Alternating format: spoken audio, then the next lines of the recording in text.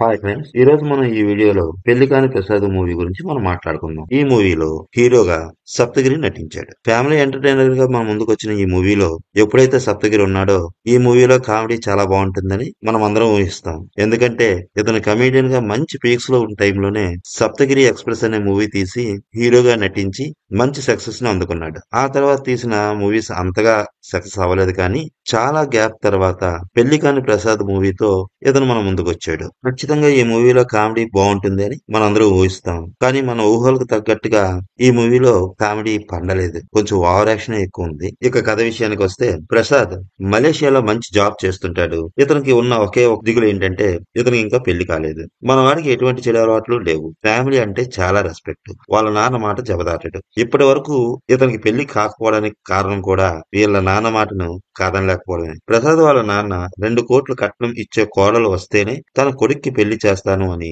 Condition పెడతాడు. ప్రసాద్ తండ్రి మాట కాదనలేక ఇప్పటి వరకు తనకి పెళ్లి కాలేదు అనే బాధ తనలో ఉన్నా కూడా ఫ్యామిలీ మెంబర్స్ ని బాధ పెట్టడం ఇష్టం లేక అడ్జస్ట్ అయిపోతూ ఉంటాడు. వన్ ఫైన్ డే మన ప్రసాద్ కి 2 కోట్లు కట్నం ఇచ్చే అమ్మాయితో సంబంధం సెట్ అవుతుంది. వెంటనే మనవాడు పెట్టే బేడా సర్దుకొని మలేషియా నుండి ఇండియా తిరిగి వచ్చేస్తాడు. పాపం ఈ సంబంధం కూడా చివరి వరకు వచ్చి క్యాన్సిల్ అయిపోతుంది. ఇప్పటి వరకు జరిగిన సీన్స్ లో కామెడీ గాని, మనవాడు ఎక్స్ప్రెస్ చేసే బాధ గాని మన హార్ట్స్ ని అంతగా టచ్ చేయదు. కానీ వీళ్ళ ఫ్యామిలీ మెంబర్స్ యాక్టింగ్ పెర్ఫార్మెన్స్ మాత్రం బాగానే ఉంటుంది. కావలసిన ఫన్ మాత్రం క్రియేట్ చేయలేకపోయారు. ఇక హీరోయిన్ విషయానికి వస్తే, ఈమె పేరు ప్రియ. వీళ్ళ అమ్మమ్మ అన్నపూర్ణమ్మ. అన్నపూర్ణమ్మకి ఓ చెల్లెలు ఉండేది. ఆమె తన కూతురికి విదేశాల్లో సెటిల్ అయిన అబ్బాయినిచ్చి గ్రాండ్ గా పెళ్లి చేస్తుంది. అప్పటి నుంచి సుగుణమ్మ ఫ్యామిలీ ఫారెన్ లో ఉన్న తన కూతురు అల్లుడి దగ్గరికి అప్పుడప్పుడు వెళ్లి వస్తూ ఉంటారు. కానీ ప్రియ వాళ్ళ బామ్మ తన కూతుర్ని, అంటే ప్రియ వాళ్ళ అమ్మని చెవిటివాడైన శ్రీనుకి ఇచ్చి పెళ్లి చేస్తుంది. ప్రియ వాళ్ళ అమ్మ నాన్నలది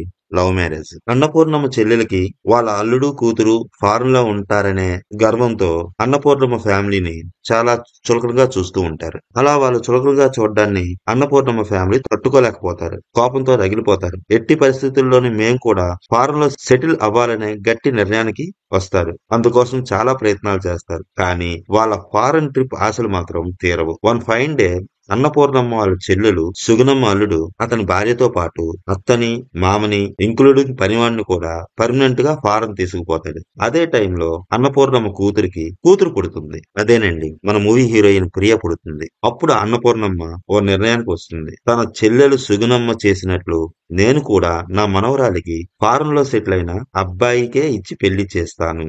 అల్లుడితో పాటు ఫ్యామిలీ మొత్తం ఇంక్లూడింగ్ పనివారితో సహా ఫారెన్ వెళ్లిపోయి అక్కడే సెటిల్ అయిపోవాలని ఒక నిర్ణయానికి వచ్చేస్తుంది. ప్రియకి కూడా పెద్దదవుతున్న కొద్దీ ఫారెన్ లో సెటిల్ అయిపోవాలనే కోరిక బాగా బలంగా నాటుకుంటుంది. ఫారెన్ అబ్బాయిని చేసుకోవాలనే కోరికతో ఎన్ని మంచి సంబంధాలు వచ్చినా అన్నిటినీ కాదనుకుంటుంది. ఎప్పటికైనా విదేశాల్లో సెటిల్ అయిన అబ్బాయినే పెళ్లి చేసుకోవాలి, విదేశాల్లో సెటిల్ అయిపోవాలి, నాతో పాటు అమ్మని, నాన్నని, బామ్మని, అంతేకాకుండా మా పనివాడిని కూడా విదేశాలకు తీసుకుపోవాలి అనుకుంటుంది. ప్రియా ఫ్యామిలీ మొత్తం ఎన్ఆర్ఐ సంబంధం కోసం ఎదురు చూస్తున్న టైంలో వారికి మన పెళ్లి కాని ప్రసాద్ గురించి తెలుస్తుంది. ప్రసాద్ వాళ్ళ నాన్న 2 కోట్ల కట్నం ఇవ్వందే పెళ్లి సంబంధానికి ఒప్పుకోడని తెలిసి ప్రసాద్ ని ఎలాగైనా ట్రాప్ చేసి ప్రియతో ప్రసాద్ కి పెళ్లి చేయించాలని ప్రియా వాళ్ళ ఫ్యామిలీ చాలా ప్లాన్స్ వేసి చివరికి ప్రసాద్ కి ప్రియనిచ్చి పెళ్లి చేస్తారు. ఈ సీన్స్ లో ఫ్యామిలీ డ్రామా పర్వాలేదు అనిపిస్తుంది, కానీ ఇక్కడ కూడా పండించాల్సినంత కామెడీ పండించలేకపోయారు. సీన్స్ అన్ని చాలా రొటీన్ గా ఉంటాయి. అక్కడక్కడ డైలాగ్స్ కూడా ఓవర్ గా ఉంటాయి.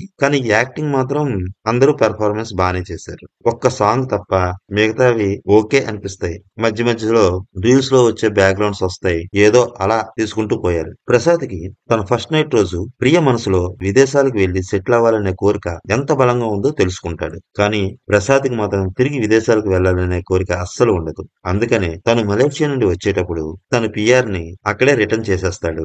ఇండియాకి వచ్చిన తర్వాత తన పాస్పోర్ట్ ని చించేస్తాడు. ఈ విషయం తన భార్యకి తెలిస్తే తను ఎలా రియాక్ట్ అవుతుందో అని భయపడుతూ ఉంటాడు.